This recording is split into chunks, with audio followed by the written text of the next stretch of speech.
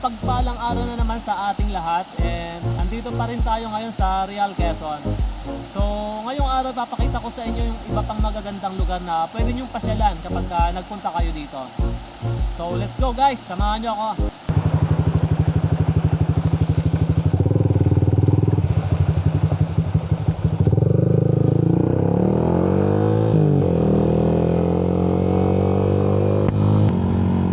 So ayun guys, bali ngayong araw susubukan nating dugtungan yung video na ginawa natin last week, which is umabot lang tayo dun banda sa may, nagpalipad tayo ng drone doon sa may ibabaw ng ilog. Pagdating ko kasi dito sa may bandang coastal area, malakas na yung ulan, kaya hindi na rin ako nakapag vlog nun. So dumiretso na akong umuwi sa bahay. So samahan nyo ako guys, kasi marami pa akong ipapakita sa inyo dito sa unahan.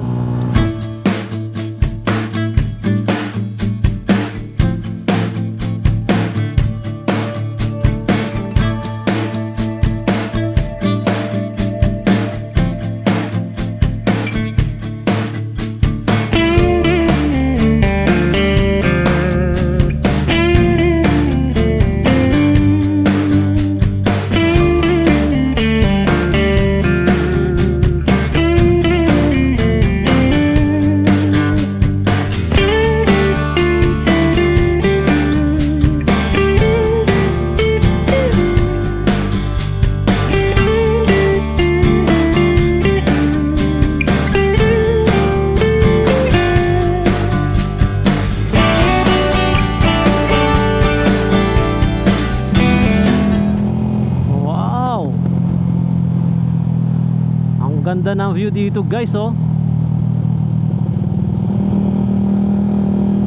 Kaya lang medyo malakas yung hangin ngayon. Ganda dito guys, oh.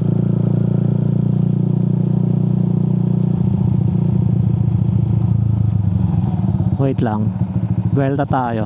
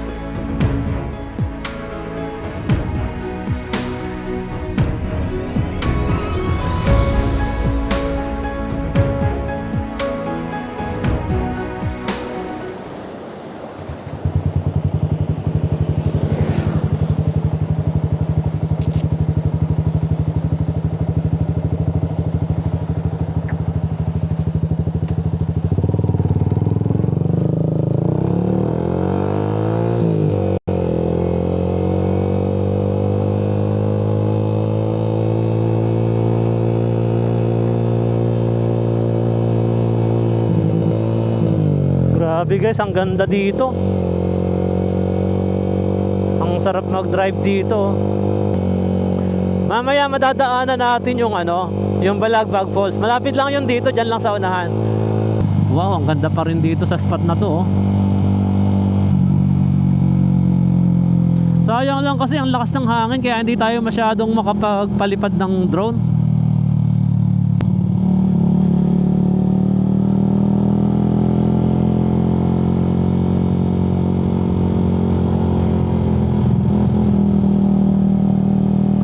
Dito guys yung yung papunta sa Balagbag Falls. Makikita nyo dito yung pakanan. Ito, mabilis lang naman siyang makita kasi meron siyang mga karatula dito sa bungad. So eto siya guys. Ito yung cottage na 500.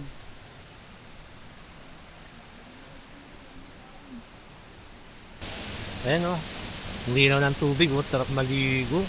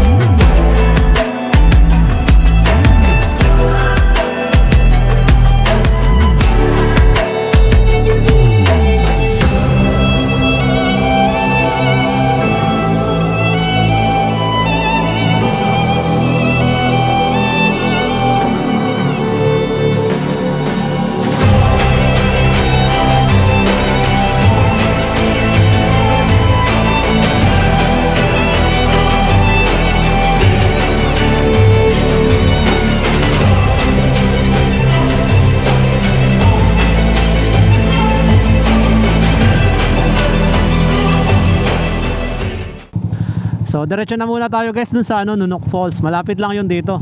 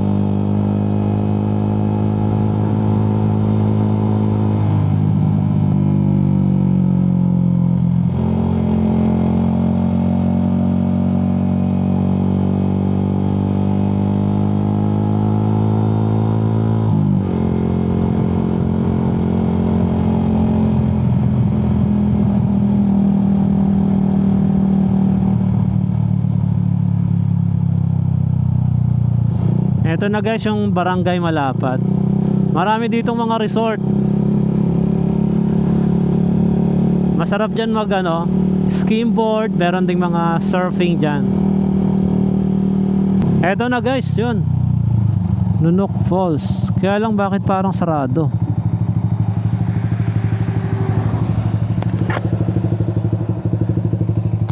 Uy.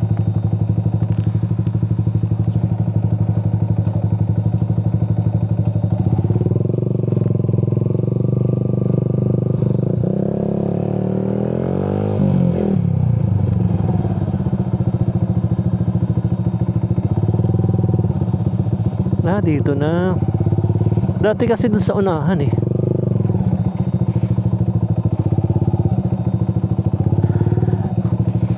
Good morning po.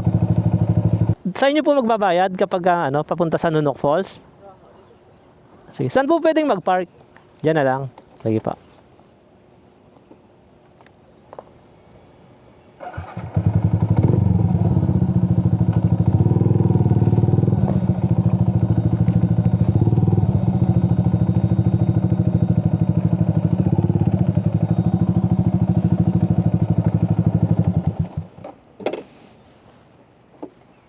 Magkano po ato yung entrance? Ay 40 po, tapos 15 po ang park. So bali 55. 40 pesos sa entrance tapos 15 pesos sa parking. Ito pa. Tapos unlimited na yun, te. May mga cottage ba dun sa unahan? Meron na rin doon. Magkano dun sa cottage? 700 po. 700 yung isa. Tapos pang ilang tao po yun? Masya po itong mga 10 hanggang 10 tao. Tapos wala namang oras yun natin?10. Wala po. Wala yun? Wala po yun. Okay. Hanggang anong oras po kayo kapag kagabi? Ay wala pong Hindi. pasok ng gabi. Hanggang mga alas 6 lang sila? 6 to 6 po. 6 to 6 lang. Tapos pag alas 6 na, wala na. Okay, sige. Salamat po. So ito guys yung daan papasok doon. Dati, wala pa tong mga semento na to na inaapakan. Tapos pumapasok kami dati dito. Saan ba yung pinagpa-parkingan namin? Wait lang. Dati yung entrance namin diyan sa loob na yan. Diyan kami nagpa-park ng mga motor. Tapos yung entrance is dun sa may gate na blue. Kung makikita nyo dito sa camera. Diyan kami nagpa-park. Lahat ng mga pumapasok dito diyan ng parking. Tapos ngayon iniba na nila. Ganito na yung itsura niya, guys. Ayan. Simula doon sa may pinagparkingan. Ito yung makikita nyo. Maganda na rin kasi kapag ganitong maulan, at least hindi putik yung dadaanan natin, di ba? Dati kasi dito sa kabila, puro putik talaga eh. Saka dati guys, dito kami dumadaan. Diyan sa tulay na yan, tumatawid pa kami diyan dati. Tapos meron ditong kubo. Dito sa part na to. May kubo diyan, tapos andyan yung mga nagbabantay. Ngayon, nandun na si ate sa may mayroon na siyang store doon sa unahan. Iniba na nila yung daan eh, tingnan natin. Baka maligaw pa tayo. Pero may mga nakalagay naman doon, oh. Ayun. This way to Nunok Falls. So tama yung dinadaanan natin. Ingat lang kayo guys pag pupunta kayo dito kasi pagka ganitong maulan, madulas tong semento na apakan kasi nilulumot. So extra ingat lang kayo lalo na kapag may mga senior kayong kasama. Kailangan nyo talagang alalayan.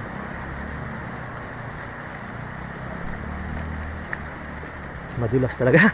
Nararamdaman ko nag-slide yung sapatos ko.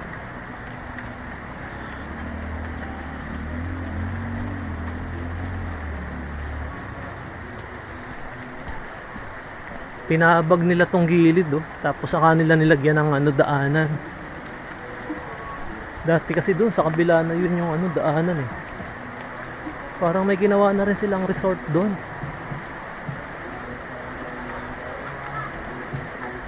Oo nga.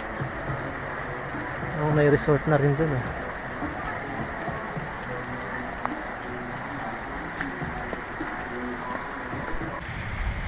So ito guys yung sinasabi ni ate na mga cottage na 700. Tapos pwedeng 10 tao dyan. Tapos wala na ring ano yon. Wala na ring time limit. Basta ang parang pinakang operation nito is 6 to 6 a.m. up to 6 ng gabi ng hapon. Hindi daw sila nagpapa-stay dito ng mga overnight eh. So ito siya guys, oh. Ito makikita nyo.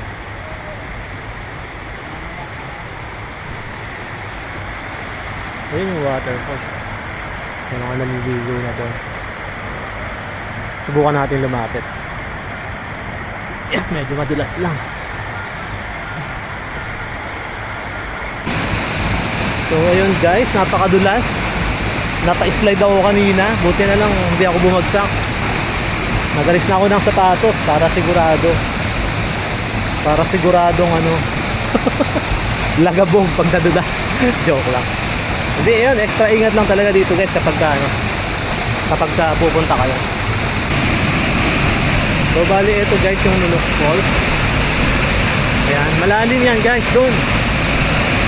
Kasi nung naliligo ako dito, umaangat ako doon, oh, sa may bandang right side. Maliit lang siya kung titingnan mo sa video, pero kapag ka sa personal, mataas to. Parang nasa 2 to 3 story yung ano niya, yung taas niya guys. Ayan, oh. Ang ganda dito guys, kasi dito kahit tanghaling tapat, malilim. Ayan, oh, maraming mga puno sa taas. Natatakpan siya ng puno. So yung sikat ng araw hindi nakaka-penetrate dito sa ilalim. So enjoy lang, swimming. Parang gusto ko nga maligo, kaso wala akong dalang pambasa. Tapos ito naman siya guys, oh. Diyan nagpupunta yung tubig.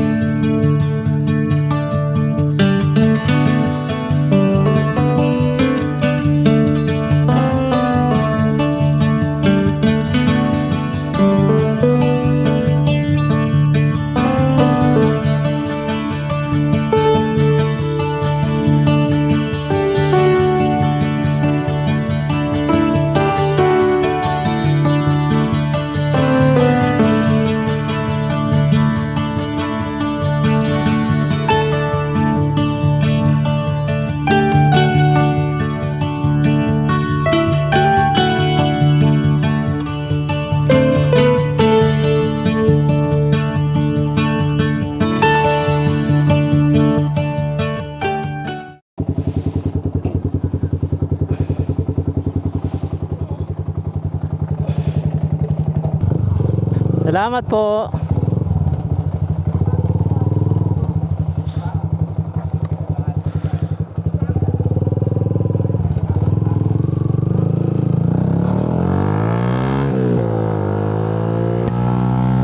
So ayun guys, napakaganda talaga ng waterfalls na yon. So pagdating nyo dito sa area, ang dami nyo pwedeng mapuntahan. Sulit na sulit yung ano nyo dito, biyahe nyo. May mga nag-o-offer dito ng surfing, skimboarding, saka yung mga accommodation, pwede kayong mag-stay dito sa mga to guys. Mag-a-accept sila dyan ng mga overnight. Eto guys, oh. Sunod-sunod na yung mga resort na yan. Ang lakas pa rin ng hangin guys, oh. Sarap din mag-drive dito guys kasi makinis ang kalsada. Saka kokonti lang yung mga dumadaan dito, halos yung mga residente lang. Tapos yun, yung mga mangilan-ngilan na mga turista. Kaya hindi ganun ka crowded.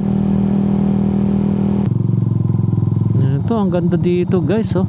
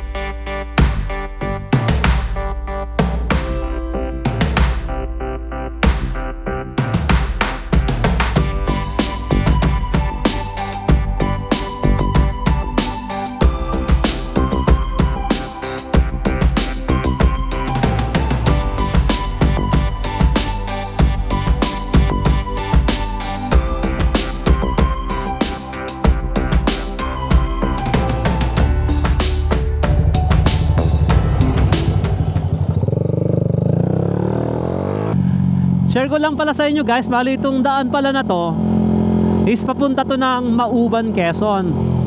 Ito yung nagko-connect sa Real, Quezon at sa Mauban, Quezon. Kaya lang as of today, hindi ko lang sure kung ano na yung update, kung pwede na bang daanan siya ng motor or kaya na ba ng 4 wheels. Kasi medyo matagal na rin na ginagawa to eh. Ilang taon na rin na under construction yan. So eto siya guys, aahon tayo doon sa unahan. May inilagay na sila ditong ayan oh.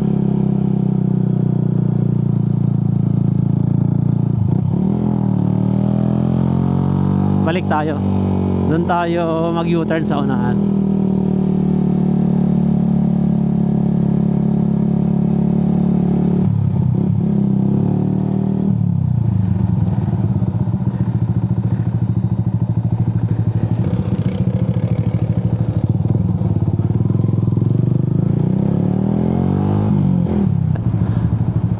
Ganda ng view guys, oh. Kaso sayang di tayo makakapagpalipad ng drone nito dahil ang lakas ng hangin. Lili pa rin yung drone natin.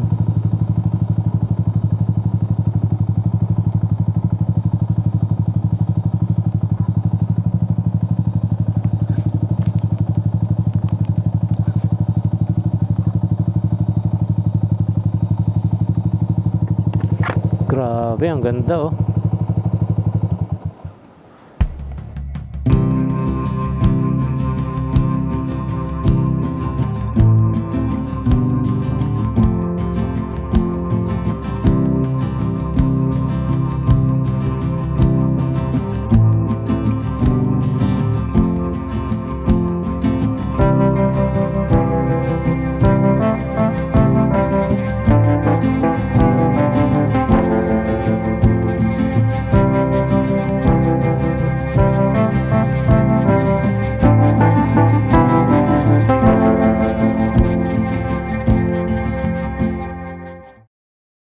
So ayun guys, hinula na tayo. Ano ba naman itong mga biyahe natin na to? Ang lakas na ng ulan oh. Pero grabe, ang ganda ng view oh. Overlooking sa dagat. Gandang pagbasda ng dagat oh, lalo na kapag maganda ang panahon. For sure, ang gandang tumambay dito.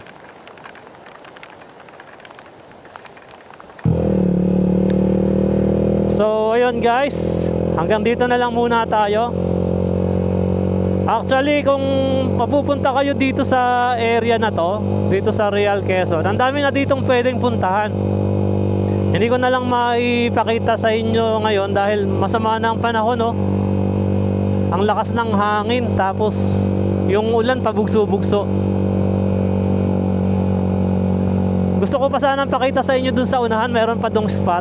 Parang ganito rin. Dito, itong spot na to guys, marami ditong mga nag-i-stop over na mga bus o kaya van. Kahit jeep. Tapos nag-aano sila dyan, nagka-camping-camping. May mga dala silang ano, may mga dala na silang mga lutuan, saka mga foods nila. So less hassle yon para sa kanila, kasi hindi na sila babayad ng entrance. Parang nag-park lang sila doon, tapos yun, tamang ligo na sila sa dagat, food trip, bonding. Ang dami dito kasing pwedeng mapuntahan guys. Meron pa sana tayong pupuntahan doon, yung Baluti Island, kaso hindi din natin mapuntahan ngayon kasi malalaki yung maalon. Sa susunod siguro, try kong pumunta doon guys para ma-share ko din sa inyo yung experience. Maganda rin doon kapag nakapunta tayo, may papakita ko sa inyo yung ano, kitang kita doon yung view ng Sierra Madre, tapos ang ganda rin ng dagat doon guys. So hanggang dito na lang muna tayo. And kung umabot ka sa part ng video na to, maraming salamat sa iyong napaka solid na suporta. Pwede mo rin akong subscribe and then paki-like na rin yung aking mga videos na ginagawa. Damay mo na rin yung notification bell para updated ka sa mga susunod pang content na gagawin ko. So once again, this is Lone Rider Manila signing off. See you on my next video. Do you still think of me?